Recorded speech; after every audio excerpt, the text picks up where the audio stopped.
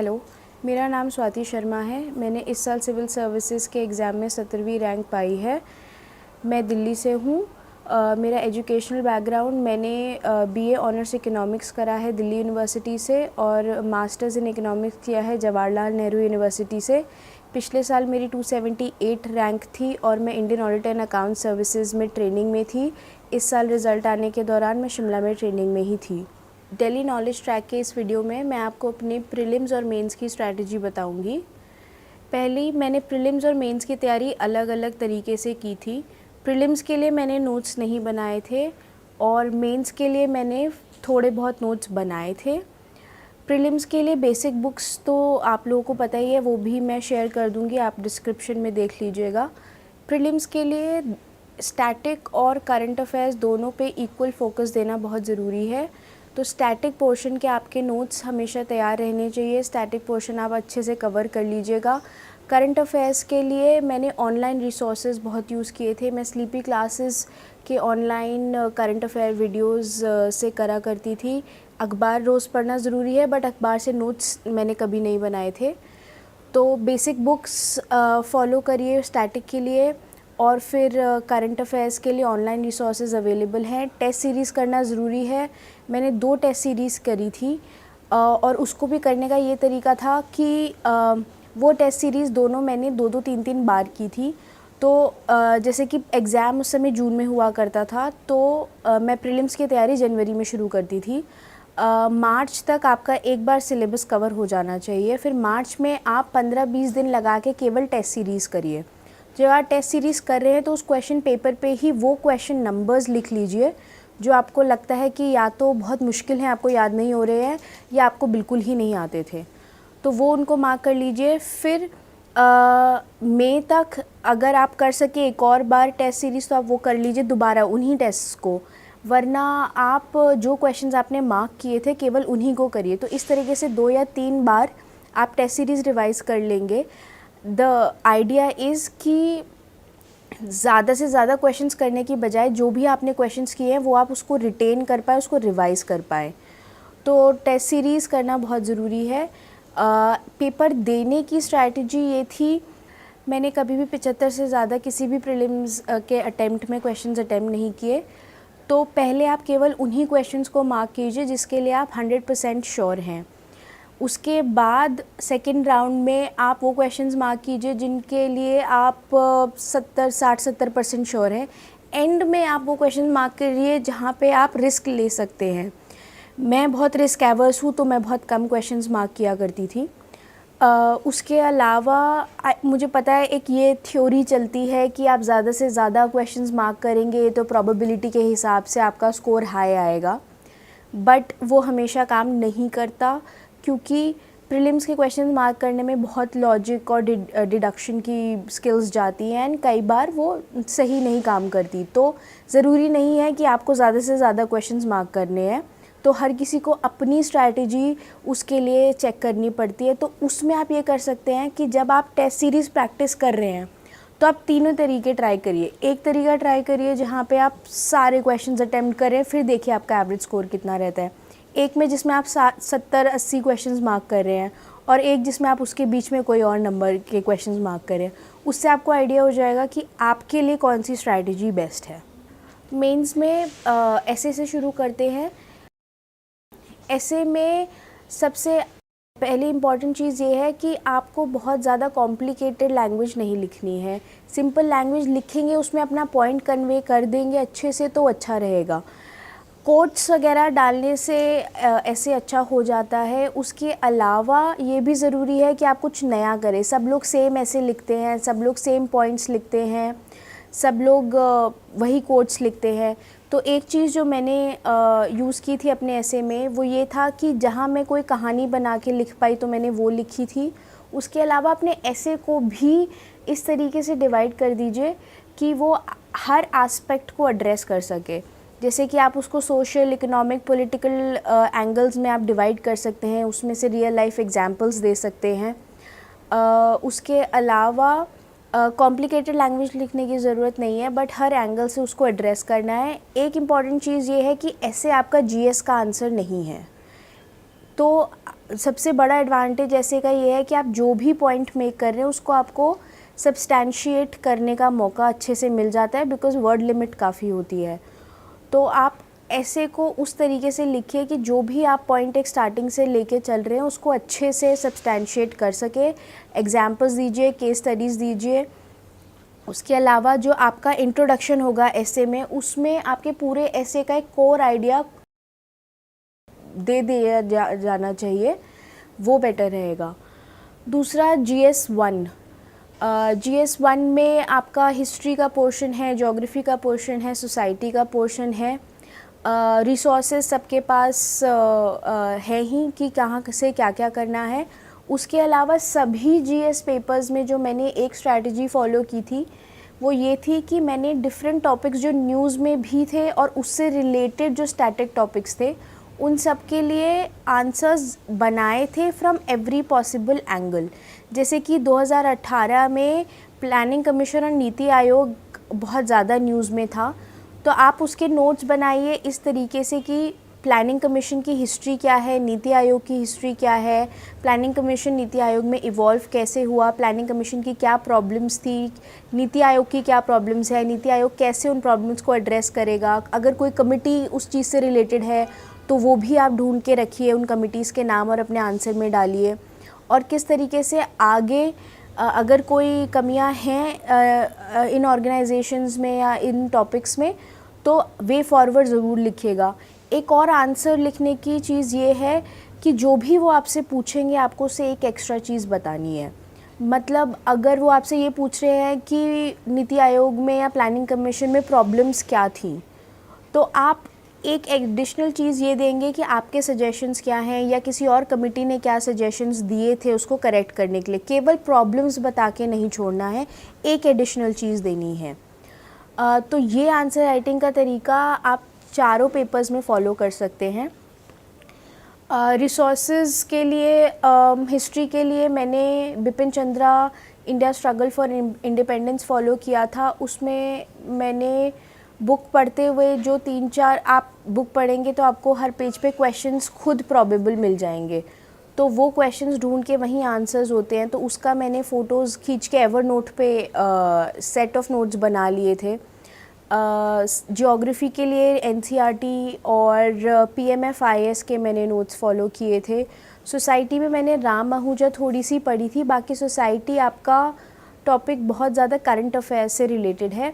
उसके अलावा विजन की वेबसाइट पे आपको वैल्यू एडेड मटेरियल में सोसाइटी के नोट्स अच्छे मिल जाएंगे, आप वो भी रेफ़र कर सकते हैं।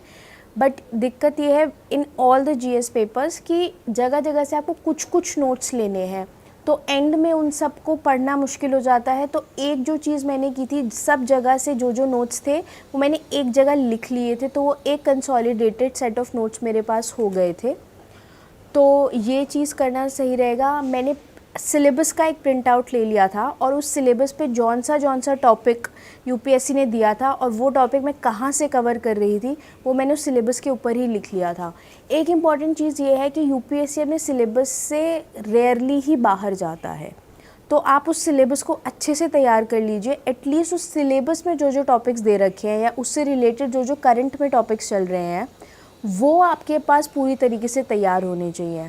उसके अलावा बाहर से जो भी है वो सबके लिए बाहर से है, बट जो सिलेबस उन्होंने आपको दे रखा है वो आपके पास 100% तैयार होना चाहिए।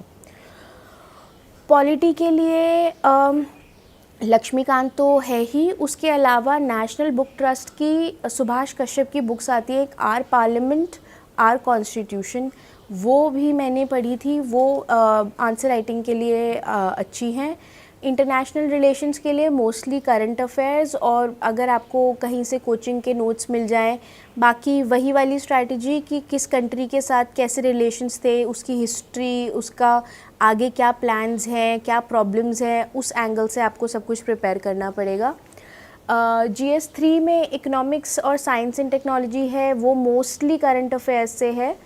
तो मेरा तो इकोनॉमिक्स ऑप्शनल था, तो एक ये चीज़ ऑप्शनल और GS में आपको याद रखनी चाहिए, कोई भी ऑप्शनल हो, कि ऑप्शनल में GS की तरह आंसर नहीं लिखना और GS में ऑप्शनल की तरह आंसर नहीं लिखना। तो आप जिस पेपर को एड्रेस कर रहे हैं, जिस पेपर को आप दे रहे हैं, उसको उसी तरीके से अप्रोच करना है। सो GS3 ज़्यादातर करंट अफेयर्स से है, आप करंट अफेयर्स अच्छे से करके जाएंगे। अगेन वही स्ट्रैटेजी, हिस्ट्री क्या है टॉपिक की, प्रॉब्लम, सजेशंस, वो उस हर एंगल से आपको तैयार करके रखना पड़ेगा, तो हो जाएगा। आंसर राइटिंग प्रैक्टिस की जहाँ तक बात है, मैंने आंसर राइटिंग प्रैक्टिस ज़्यादा नहीं की, मैंने टेस्ट सीरीज़ नहीं लिखी मेंस की। मैंने केवल एंड में स्पीड मेंटेन करने के लिए लास्ट के 4 दिन आधे घंटे 5-5 क्वेश्चंस लिखने की कोशिश की थी, ताकि मेरी स्पीड बन जाए। क्योंकि इस पेपर में जहाँ एक नंबर के गैप पे 10-10, 15-15 लोग होते हैं, आपकी सर्विस बदल सकती है, पेपर कंप्लीट करना बहुत ज़रूरी है। तो आप इस चीज़ पे फोकस करें कि आप जल्दी लिख सकें और पेपर कंप्लीट कर सकें। इसमें एक चीज़ और है कि जब आप पेपर दे रहे हैं तब आप 6 से लेके 9 मिनट तक, डिपेंडिंग कि 10 नंबर का क्वेश्चन है कि 20 नंबर का क्वेश्चन है या 15 नंबर का क्वेश्चन है, आप उस तरीके से टाइम डिवाइड कीजिए। और जैसे ही आपके 6 या 7 मिनट जो भी आपने अपने लिए सेट किया वो ख़त्म हो जाए, तो आप नेक्स्ट क्वेश्चन पे मूव ऑन कर जाइए। बिकॉज़ ये प्रॉब्लम बहुत लोगों को आती है कि वो शुरू में कुछ क्वेश्चंस पे बहुत टाइम डिवोट कर देते हैं और फिर एंड में उनके क्वेश्चंस छूट जाते हैं या वो ढंग से नहीं दे पाते। तो उसके पीछे आइडिया ये है कि अगर आप एक क्वेश्चन पे जो कि 10 मार्क का है बहुत टाइम लगाएंगे, आपको ज़्यादा से ज़्यादा 8 नंबर मिल जाएंगे। बट अगर आप उसी टाइम में 2 क्वेश्चंस अटैम्प्ट करेंगे तो आपको ज़्यादा नंबर मिलेंगे। चाहे दोनों में 6-6 मिले, बट आपको तब 12 नंबर मिल जाएंगे। तो आपका हर क्वेश्चन को अटैम्प्ट करना, चाहे आपके पास आप अच्छे से आंसर ना लिख पाएँ, चाहे आपको केवल बुलेट पॉइंट्स में कुछ लिखना पड़े टाइम कम होने की वजह से, बट आप क्वेश्चन सारे अटैम्प्ट करिए। तैयारी के टाइम सबसे इम्पॉर्टेंट चीज़ है आपका टाइम मैनेजमेंट और प्लानिंग। मैंने अपना पूरा तैयारी साल के हिसाब से, जो भी UPSC का साइकिल है उसके हिसाब से, फिर मंथली, वीकली और डेली प्रिपेयर किया था कि क्या क्या टारगेट्स होने चाहिए। तो जैसे मैंने बताया कि जनवरी में प्री शुरू करके मार्च के स्टार्टिंग तक सिलेबस ख़त्म कर देना था मुझे। तो प्लानिंग बहुत ज़रूरी है। उससे एक तो आपके जो आप टारगेट सेट करते हैं वो कंप्लीट हो सकते हैं, फिर आपको ये पता लगता है कि क्या क्या टॉपिक्स आपको करने हैं। तो आप सिलेबस को उस तरीके से टाइम के हिसाब से आप डिवाइड कीजिए, क्या क्या टॉपिक्स कब कब करने हैं, तो आपका कुछ भी पोर्शन छूटेगा नहीं और एंड में पैनिक नहीं सेट होगा। तो टाइम मैनेज करना बहुत ज़रूरी है। और इनिशियली ये ज़रूरी नहीं है कि आप दिन में 12-12, 13-13 घंटे पढ़ रहे हैं, क्योंकि दिमाग को रेस्ट भी चाहिए। तो मेरी स्ट्रैटेजी होती थी कि मैं हर 2 घंटे बाद मुझे एक ब्रेक चाहिए होता था, तो मैं 15-20 मिनट का या आधे घंटे का ब्रेक ज़रूर लेती थी उसके बाद। तो प्लान करके चलिए कब क्या क्या करना है। अगर आपका हफ्ते का एक प्लान है तो उसमें एक दिन ऐसा रखिए, बिकॉज़ ये होता है कि आपने जो अपने लिए टारगेट सेट किया है वो कंप्लीट नहीं होता। तो एक अपने आप को एक दिन का या आधे दिन का गैप दीजिए कि अगर आपका कुछ छूट गया है तो आप उसको कवर कर सकते हैं। तो टाइम मैनेजमेंट बहुत ज़रूरी है, और प्लान करके चलेंगे तो आपके सारे टॉपिक्स टाइम से कवर होंगे और पैनिक नहीं सेट होगा। इंटरव्यू स्टेज के लिए सबसे इम्पॉर्टेंट चीज़ ये है कि आपका डैफ अच्छे से तैयार हो। डैफ में केवल वही इन्फॉर्मेशन है जो आपने दी है, और अगर आप उस चीज़ को भी नहीं उनको लोगों को जवाब दे पाएंगे तो वो चीज़ वो बहुत गलत तरीके से लेते हैं। तो सबसे पहली चीज़ जो आप करें अपना डैफ भरते हुए, तो आप ये देख लीजिए कि जो भी आप उसमें डाल रहे हैं वो ठीक है कि नहीं है। जैसे कि कई बार मैंने देखा है कि लोग ऐसी चीज़ डाल देते हैं जो कि उन्हें इंटरेस्टिंग लगती है, वो थोड़ा बहुत करते हैं, बट वो उसमें एक्सपर्ट नहीं है। किसी ने क्लासिकल म्यूज़िक डाल दिया तो वो उनसे सवाल पूछ सकते हैं कि राग बताइए, या कोई राग रिकग्नाइज़ करने तक को पूछ सकते हैं वो लोग। तो केवल वो ही चीज़ें अपने डैफ में डालिए जिनके लिए आप कॉन्फिडेंट हैं या जिसकी तैयारी आप कर सकते हैं। दूसरी चीज़ ये है, जब आपने डैफ दे दिया तो उसके हर पॉइंट पे आपको तैयारी करनी पड़ेगी। इवन कहाँ से कहाँ आप रहते हैं, उस कॉलोनी का नाम तक आप अगर प्रिपेयर कर ले तो बेटर है। आपके कॉलेज यूनिवर्सिटी से अगर कोई फेमस पर्सनालिटीज़ हैं या कोई उनका नाम किसी ग्रेट पर्सनालिटी पे बेस्ड है तो उनकी हिस्ट्री, ये सब जानना भी बहुत ज़रूरी है। आपकी स्कूलिंग, आपका सब्जेक्ट, उससे भी वो डिटेल्ड क्वेश्चंस पूछ सकते हैं, आपकी हॉबी पे पूछ सकते हैं। मैंने रीडिंग और म्यूज़िक डाला था तो उन्होंने मुझसे रीडिंग पे बहुत क्वेश्चंस पूछे थे। जैसे कि उन्होंने मुझसे पूछा था कि आप स्कूल में रीडिंग कैसे प्रमोट करेंगे, तो इस तरीके के सवाल वो पूछ सकते हैं। या स्कूल्स में आजकल के बच्चे रीडिंग क्यों नहीं करते, सोशल मीडिया का क्या इम्पैक्ट है रीडिंग पे, क्या सोशल मीडिया की वजह से बच्चे रीडिंग नहीं कर पा रहे, कोचिंग स्कूल की इंजीनियरिंग की कोचिंग्स की वजह से क्या बच्चों को रीडिंग का टाइम नहीं मिल रहा। तो एक तरीके से हर एंगल से वो आपसे क्वेश्चंस पूछ सकते हैं।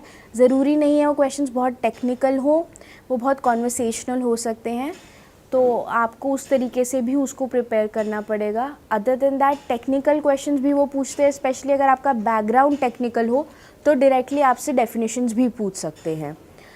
जैसे कि मेरे ख्याल से सिविल इंजीनियरिंग बैकग्राउंड के और ऑप्शनल के जो लोग होते हैं उनसे कई बार उन्होंने रूम में बैठे बैठे ही स्ट्रक्चरल क्वेश्चंस पूछे हैं कि इसका आप कैसे बताएंगे अगर हम इस रूम के डायमेंशंस इस तरीके से चेंज कर दें और ये सब। तो आपको अपने ऑप्शनल पे, अपने बैकग्राउंड पे अच्छे से तैयार रहना है। अगर कोई क्वेश्चन नहीं आता तो आप गलत जवाब या ये कहने के बजाय कि मुझे आता है और गलत जवाब दे, गेस वर्क करे, उससे बेटर ये है कि आप ये कह दें कि नहीं मुझे नहीं आता। ज़्यादा से ज़्यादा आप ये कर सकते हैं, आप उनसे ये पूछ लें कि मुझे नहीं आता बट क्या मैं ट्राई करूँ इस सवाल का जवाब देने का। तो वो कई बार बोल देते हैं कि हाँ ज़रूर। जैसे कि इस बार उन्होंने मुझसे एक सवाल पूछा था जो कि मुझे नहीं आता था, तो मैंने उनको बोला कि मुझे नहीं आता बट क्या मैं गेस ले सकती हूँ, और उन्होंने मुझे अलाउ किया और मेरा आंसर सही था। तो आप ये कर सकते हैं बिकॉज़ वो जो लोग बैठे हैं उनका एक्सपीरियंस आपकी उम्र से भी ज़्यादा है। तो इंटरव्यू के लिए बहुत इम्पॉर्टेंट है कि अपना डैफ अच्छे से प्रिपेयर करके जाए, और मॉक इंटरव्यूज़ हेल्प करते हैं। बट अगर आपका मॉक इंटरव्यू अच्छा नहीं जा रहा तो आप टेंशन में ना आए।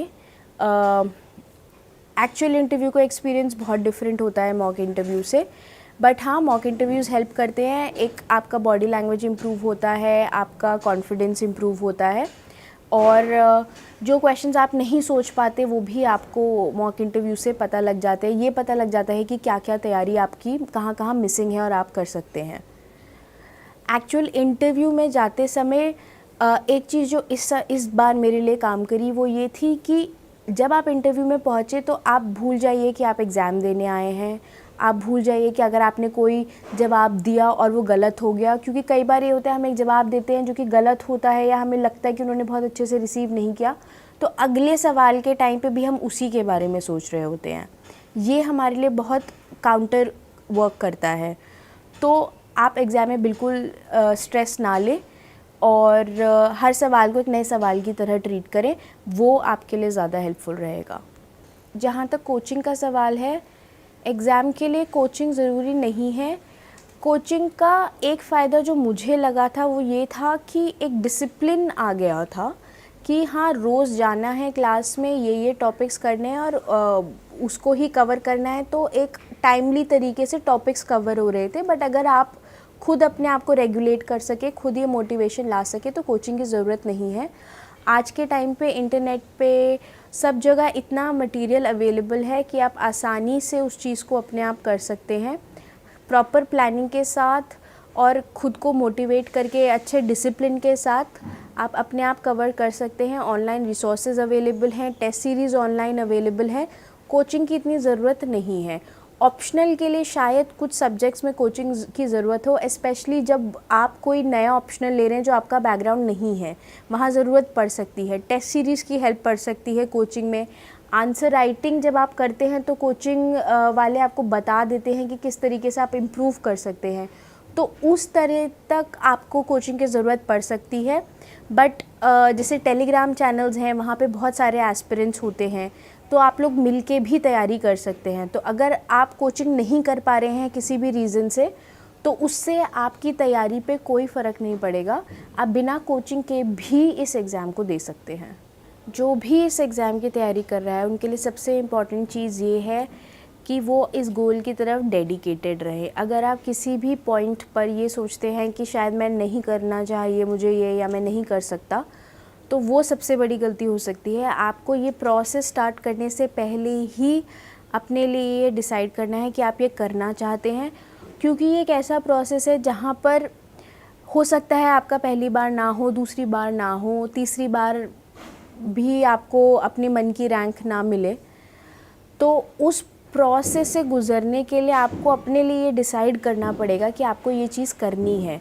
क्योंकि ऐसे मोमेंट्स पे आप गिव अप करने की सोचेंगे, तो ये बहुत ज़रूरी है कि आप अच्छे से डिसाइड करें कि मुझे ये करना है और फिर फुल डेडिकेशन के साथ उस चीज़ को करें। जब आपने डिसाइड कर लिया कि आपको ये करना है, तो next most important thing for you is कि आप उस चीज़ को अच्छे से एग्जीक्यूट करें। प्लानिंग कैसे करनी है, कहाँ से क्या पढ़ना है। इनिशियली आप 1-1.5 महीना लीजिए अपनी प्रिपरेशन के स्टार्ट में ये डिसाइड करने के लिए कि आप कहाँ से क्या रिसोर्सेज लेंगे, बिकॉज़ बहुत सारी रिसोर्सेज अवेलेबल है और सब कुछ करना पॉसिबल नहीं है। 1-1.5 महीना लगाइए अपनी स्ट्रैटेजी डेवलप करने के लिए। देखिए कि क्या क्या अवेलेबल है, किस कोचिंग के नोट्स अवेलेबल हैं, या कौन सी बुक आपको सूट करती है, नोट्स बनाना आपको सूट करता है कि नहीं करता। आप 1-1.5-2 महीने लगा के इस चीज़ को डिसाइड करिए और फिर उस चीज़ को कंटिन्यू कीजिए। अच्छे से ये देखिए कि आपको कितना टाइम स्टैटिक करने में लग रहा है, कितना आप करंट अफेयर्स को टाइम देना चाहते हैं, कितना आप अपने ऑप्शनल को टाइम देना चाहते हैं। अच्छे से स्ट्रैटेजी बना के, प्लानिंग करके, अपने डे को डिवाइड करके, जैसे मैंने अपना 8 घंटे का नॉर्मल कोर्स में डे डिवाइड कर रखा था कि मैं 2 घंटे ऑप्शनल करती थी, 2 घंटे करंट अफेयर्स करती थी, एंड देन 4 आवर्स मैं जीएस करती थी। ऐसे मैंने केवल लास्ट के 1-2 महीने में ही थोड़ा बहुत किया था, बट आप इस तरीके से अपने डे को डिवाइड करके पूरा प्लान करके फॉलो कीजिए। प्लानिंग बहुत इम्पॉर्टेंट है, डेडिकेशन बहुत इम्पॉर्टेंट है, और एक जगह अपने नोट्स को कंसोलिडेट करना, बिकॉज़ सबसे इम्पॉर्टेंट चीज़ ये है कि जब एग्ज़ाम आए आप पूरे साल अच्छे से पढ़िए, बट अगर आप लास्ट के 10 दिन या 1 महीना उस चीज़ को नहीं रिवाइज़ कर पा रहे हैं तो उसका कोई फ़ायदा नहीं है। तो आपका लास्ट मंथ और आपके लास्ट 10 डेज़ वो बहुत क्रूशियल है, और वहाँ पर आप किस तरीके से आपने नोट्स कंसोलिडेट किए हैं, आपने किस तरीके से उन सबको कंपाइल करके रखा है, वो बहुत हेल्प करेगा। ये मेरा 4th अटैम्प्ट था। पिछले साल मुझे 278 रैंक मिली थी और इस साल मुझे 17 रैंक मिली थी। मैंने स्ट्रैटेजी में ज़्यादा चेंज नहीं किया, मगर मैंने पिछले साल 35 नंबर का पेपर छोड़ा था, इस बार मैंने 25 मार्क्स का पेपर छोड़ा। बट आप देख ही सकते हैं कि ज़्यादा से ज़्यादा क्वेश्चंस अटैम्प्ट करना इम्पॉर्टेंट है।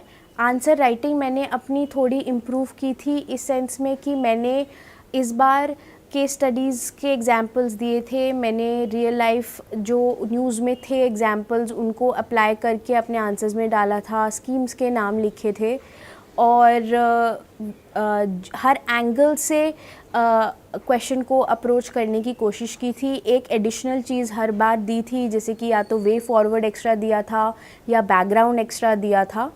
तो उस तरीके से आंसर राइटिंग इम्प्रूव करने की कोशिश की थी, और स्पेस नहीं छोड़ी थी। आई नो वर्ड लिमिट होती है, बट एक साइकोलॉजिकल इम्पैक्ट इस चीज़ का होता है कि अगर आपने अपने आंसर जो उन्होंने आपको स्पेस दिया है उसमें अगर आपने गैप छोड़ दिया तो वो सही इंप्रेशन नहीं जाता। तो मैंने ये कोशिश की थी कि एटलीस्ट मैं पूरी शीट जो उन्होंने मुझे दी है उसको फिल कर सकूं। तो वो अप्रोच मैंने फ़ॉलो की थी, उस वजह से मुझे फ़र्क पड़ा। सिमिलरली इंटरव्यू में बिकॉज़ मैं ट्रेनिंग में थी शिमला में ऑलरेडी, मैं इतना प्रिपेयर नहीं कर पाई थी, बट मेरे जो डैफ के नोट्स थे लास्ट ईयर के वो इस बार भी काम आए। और दूसरी एक इम्पॉर्टेंट चीज़ ये थी कि आपका इंटरव्यू में जाते हुए एटीट्यूड किस तरीके का है। अगर आप बहुत ज़्यादा टेंशन लेंगे, अगर आप बहुत ज़्यादा ये सोचेंगे कि अगर मैंने ये कह दिया तो उसका वो ये मतलब निकालेंगे, तो इससे आपका इंटरव्यू ख़राब हो सकता है। आपको हमेशा ऑनेस्ट रहना है, और जो भी आप जवाब दें, जो आपकी बेस्ट एबिलिटीज़ है वो दीजिए। ज़्यादा बना कर आंसर देने का कोई फ़ायदा नहीं है। आप जितनी ऑनेस्टी से आंसर देंगे उतना आपके लिए बेटर रहेगा। तो ये 2 चीज़ें मैंने इंटरव्यू में और मेंस में इम्प्रूव की थी, जिस वजह से मुझे लगता है मेरी रैंक इम्प्रूव हुई है। ये मेरी स्ट्रैटेजी थी प्री, मेंस और इंटरव्यू के लिए। मेरी बुक लिस्ट आपको डिस्क्रिप्शन में मिल जाएगी। Thank you for watching.